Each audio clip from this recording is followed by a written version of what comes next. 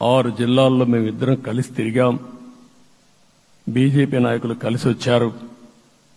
ఆ తర్వాత మొట్టమొదటిసారిగా అమిత్ షా గారు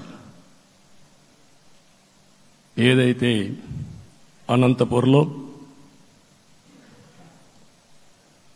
ధర్మవరం కాన్స్టిట్యున్సీకి వచ్చారు. నేను మొన్న నేషనల్ మీటింగ్లో కూడా చెప్పాను. ఆయన వచ్చినప్పుడు చాలా స్పష్టంగా ఎందుకు మేము పొత్తు పెట్టుకున్నామనే విషయాలు చెప్తూ ఈ ప్రభుత్వ అవినీతిని ఎండగట్టారు, సూటిగా మాట్లాడారు.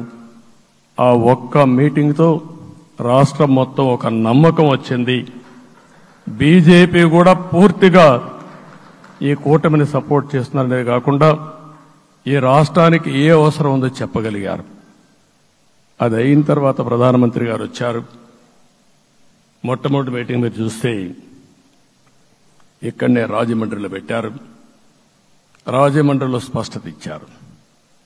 దేని అనకాపల్లిలో స్పష్టత ఇచ్చారు. తర్వాత రాజంపేటలో మాట్లాడుతూ చాలా క్లియర్గా చెప్పారు. ఇదే విజయవాడకు వచ్చినప్పుడు రోడ్ షో పెడితే నా జీవితంలో ఎప్పుడూ చూడలేదు. ప్రధానమంత్రి గారు కూడా అదే చెప్పారు. బ్రహ్మాండమైన రోడ్ షో విజయవాడలో జరిగిందని ప్రధానమంత్రి గారు కూడా అభినందించే పరిస్థితికి వచ్చారు. ఇవన్నీ కలయికే మన విజయం. ఈ విషయం మనం గుర్తుపెట్టుకోవాల్సిన అవసరం ఉంది. మీరు కష్టపడ్డారు. నేను చాలా ఎన్నికల్లో చూశాను. అందరూ అభ్యర్థులు కూడా ఈ ఎన్నికల్లో కష్టపడిన విధానం కానీ ఇంత కష్టం నేను ఎప్పుడూ చూడలేదు. ఒక్క మాటలో చెప్పాలంటే ప్రతి ఒక్కరూ మనసు పెట్టి పనిచేశారు. అందుకే ఈ గెలుపు వచ్చిందని చెప్పి కూడా నేను మీకు తెలియజేస్తున్నా.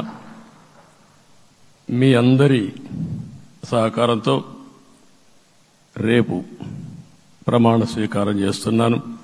దానికి మీ అందరికీ ధన్యవాదాలు. రేపు ప్రమాణ స్వీకారానికి నరేంద్ర మోడీ గారు ప్రధానమంత్రిగా వారు వస్తున్నారు. అదే మరిగా ఎన్డీఏ నాయకులు వస్తున్నారు. ఇది ఒక అరుదైన అనుభవం. అంటే నేను 4వసారి ముఖ్యమంత్రిగా ప్రమాణ స్వీకారం చేస్తున్నాను కానీ ఈసారి